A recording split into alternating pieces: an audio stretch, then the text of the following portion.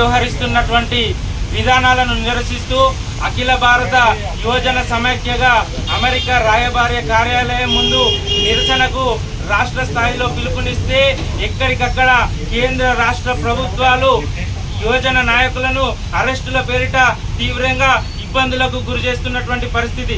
భారతదేశ పౌరుల కోసం భారతదేశ పౌరులుగా కొట్లాడుతూ ఉంటే భారతదేశ పౌరులుగా అధికారంలో ఉన్నటువంటి నాయకులు ఈరోజు అమెరికా తొత్తులుగా వ్యవహరిస్తూ ఉన్నారు. దీన్ని మేము పూర్తి స్థాయిలో ఖండిస్తూ ఉన్నాం.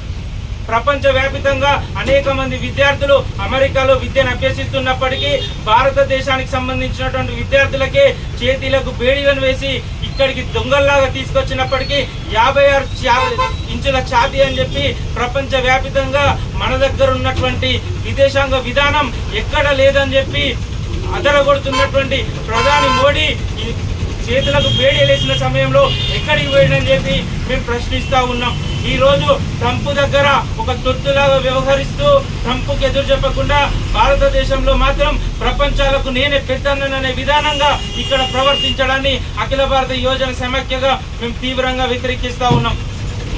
బీజేపీ నరేంద్ర మోడీ ఇక్కడ విద్యార్థులకు సరైన సౌకర్యాలు కల్పించడంలో విఫలమైన విషయాన్ని మేము ఈ సందర్భంగా తెలియజేస్తున్నాం.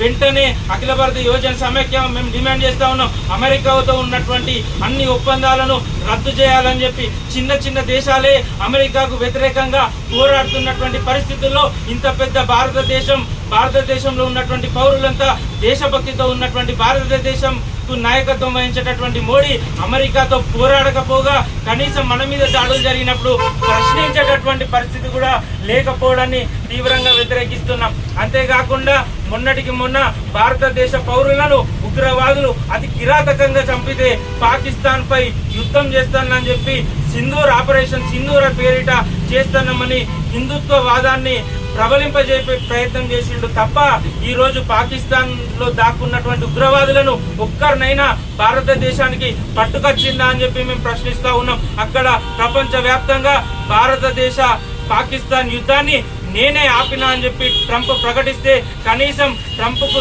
ఎదురు చెప్పేటటువంటి ధైర్యం కూడా నరేంద్ర మోడీకి లేదు. ఈ విధానాలన్నీ నిరసిస్తూ అఖిల భారత యువజన సమైక్యగా ఈరోజు అమెరికా రాయబార కార్యాలయం ముందు శాంతియుతంగా ధర్నా చేస్తుంటే మా అందరినీ అరెస్ట్ చేయడం జరిగింది.